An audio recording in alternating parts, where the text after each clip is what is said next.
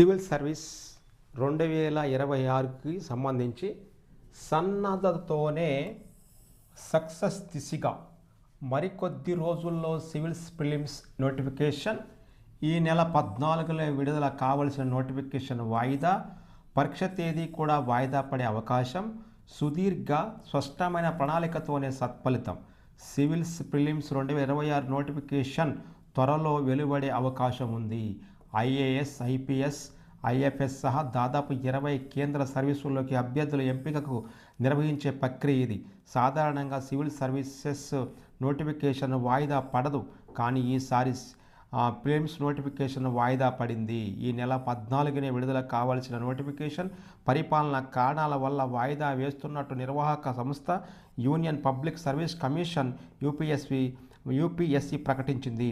మరికొద్ది రోజుల్లోనే నోటిఫికేషన్ విడుదల చేసే అవకాశం ఉంది. ఈ నేపథ్యంలో సివిల్స్ 2026 ప్రిలిమ్స్ పరీక్షా విధానం, ఇందులో రాణించేందుకు ప్రిపరేషన్ తదితర వివరాలు ఇక్కడ కింద ఇవ్వడం జరిగింది. సివిల్ సర్వీస్ 2026కి సంబంధించిన సమాచారం. సివిల్ సర్వీసెస్ ఎగ్జామినేషన్ దాదాపు ఏడాది పైగా సాగే 3 అంచెల ఎంపిక ప్రక్రియ. ఇందులో విజయానికి 3 నుంచి 5 ఏళ్ల పాటు తదేక దీక్షతో ప్రిపరేషన్ సాగిస్తుంటారు. అయితే స్పష్టమైన ప్రణాళికతో, పరీక్ష తీరుపై అవగాహనతో తొలి దశలోనే విజయం సాధించవచ్చు అనేది నిపుణులు, గత విజేతల అభిప్రాయం.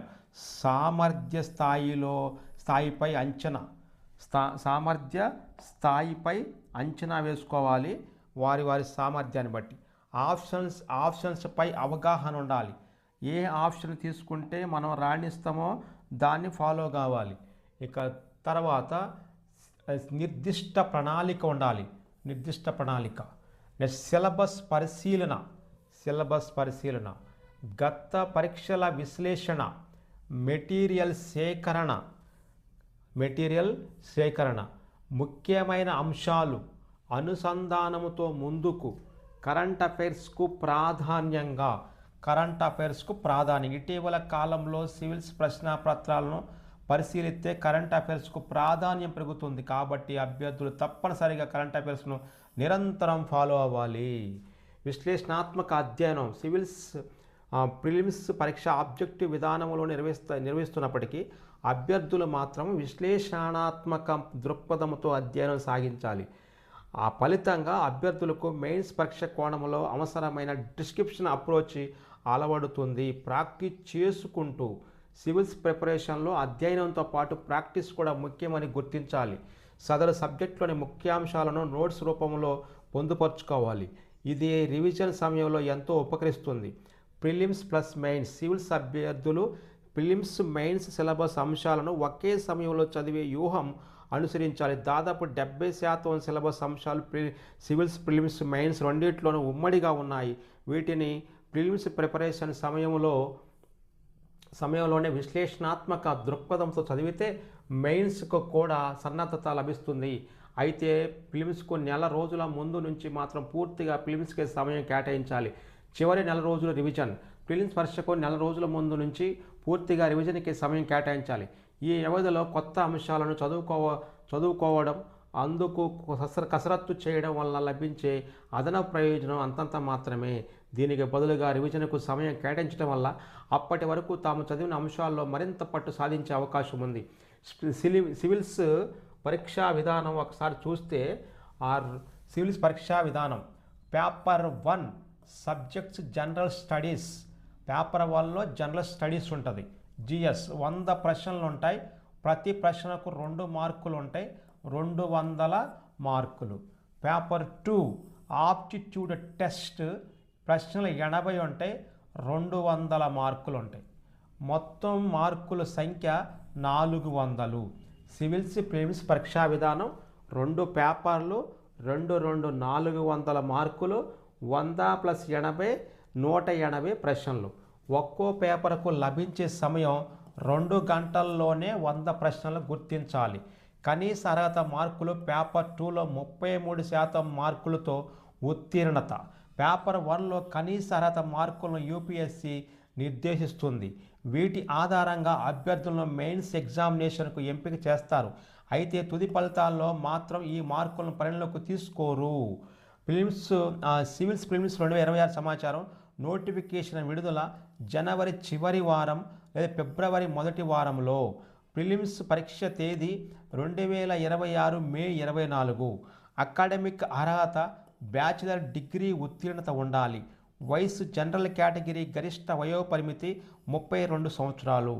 ఎస్సీ ఎస్టీ వర్గాలకు 5 ఏళ్ళు, ఓబీసీలకు 3 ఏళ్ళు గరిష్ట వయోపరిమితి సడలింపు ఉంటుంది. అది జనరల్ అభ్యర్థులకి 32 సంవత్సరాలు ఉంటే ప్లస్ ఎస్సీ ఎస్టీకి +5 అంటే 37 సంవత్సరాల వరకు కూడా సివిల్స్, ఐఏఎస్, ఐపీఎస్, మిగతా భారతదేశంలోని group 1, group A, B, C, D అనే సర్వీసులు ఉంటాయి ఆ కేంద్ర పాలిత ప్రాంతాల్లో. మిగతా కేంద్ర సర్వీసులలో వాటిలో కూడా వెళ్ళడానికి అవకాశం ఉంటుంది. మన దగ్గర కొంతమంది యూనిఫామ్ సర్వీస్ కావాలనుకునే వాళ్ళు కానిస్టేబుల్ మరియు ఎస్ఐ సబ్ ఇన్స్పెక్టర్ ఆఫ్ పోలీస్కి ప్రిపేర్ అయ్యే వాళ్ళు కేవలం 27 సంవత్సరాలు మరియు 30 సంవత్సరాల లోపునే ఈ ఏజ్ లిమిట్ అయిపోతుంటుంది. ఈ ఎస్ఐకి 30 సంవత్సరాల లోపు అయిపోతుంటుంది, ఇది రిజర్వేషన్ క్యాండిడేట్స్కి. అదే ఓపెన్ కేటగిరీ ఎస్ఐ కావాలంటే 20 సంవత్సరాలకే క్లోజ్ అయిపోద్ది ఆ యొక్క ఏజ్ లిమిట్. కానీ ఇక్కడ ఐపీఎస్ కావాలంటే ఆ SI sub inspector of police కంటే పై స్థాయిలో ఉండే ఐపీఎస్ ఇండియన్ పోలీస్ సర్వీస్ కావాలంటే 30 ఇయర్స్ వరకు అవకాశం ఉంటుంది ఓపెన్ క్యాండిడేట్స్కి. అదే 30 సంవత్సరాల వరకు ఎస్ఐ రాసుకోవచ్చు స్టేట్స్లల్లో. కానీ ఐపీఎస్ కావాలి అంటే 37 సంవత్సరాల వరకు కూడా కేంద్రం వెసులుబాటు ఇచ్చింది. అదే ఓబీసీలకి అయితేనేమో 32 ప్లస్ మరియు 3 సంవత్సరాలు అదనంగా దాన్ని 35 వరకు రాసుకోవచ్చు. 35 ఇయర్స్ లోపు ఉన్నటువంటి ఓబీసీ క్యాండిడేట్స్ ఇష్టమైనటువంటి ఐపీఎస్ని, ఇష్టమైనటువంటి ఐఏఎస్ని, ఇష్టమైనటువంటి ఇతర దేశాల్లో చేసే ఐఎఫ్ఎస్ని దాన్ని క్రాక్ చేసడానికి అవకాశం ఉంటుంది. ఈ ఏజ్ 30 ఇయర్స్ దాటిన వాళ్ళు ఎస్సీలు, ఎస్టీలు, ఓబీసీలు, మిగతా దివ్యాంగ కేటగిరీలు ఎవరైనా ఉంటే 30 సంవత్సరాలు ఆ ఎస్ఐ నోటిఫికేషన్ మిస్ అయిన అనుకున్న వాళ్ళు ఉంటే ఈ 7 ఇయర్స్ అదనంగా ఉంటుంది కాబట్టి రిజర్వ్ క్యాండిడేట్స్కి, మరియు 5 ఇయర్స్ అదనంగా ఉంటుంది ఓబీసీ క్యాండిడేట్స్కి. వీళ్ళు ఆ యొక్క 4-5 సంవత్సరాల సమయాన్ని అటు సివిల్స్ వైపుకు మళ్ళిస్తే విజయం సాధించడానికి ఆస్కారం ఉంటుంది. గతంలో కానిస్టేబుల్ జాబ్ రాని వాళ్ళు ఐపీఎస్ అయిన సందర్భాలు ఉన్నాయి. గతంలో ఎస్ఐ జాబ్ రాని వాళ్ళు ఆ డిఎస్పీలు, ఎస్పీలుగా రాణించినటువంటి సందర్భాలు ఉన్నాయి. కాబట్టి మీరు ఆ అవగాహనని అటు మలుచుకోండి. పేపర్ కూడా జనరల్ స్టడీస్, పేపర్ కూడా ఆప్టిట్యూడ్ ఆల్రెడీ ఎస్ఐలో ప్రిపేర్ అయ్యే అంశాలు ఉంటాయి, వాటినే మళ్ళీ మలుచుకోవచ్చు. గ్రూప్ 2 లాంటి, గ్రూప్ 1 లాంటి ఎగ్జామ్స్ రాసేవాళ్ళు కూడా వాళ్ళ యొక్క మనసుని ఆ యొక్క పేషియన్స్ని, ఓపికని అటువైపుకు డైవర్ట్ చేస్తే రానున్నటువంటి మే 24వ తారీఖులో జరిగే సివిల్స్ ప్రిలిమినరీ పరీక్షలోని విజయం సాధించడానికి ఆస్కారం ఉంటుంది.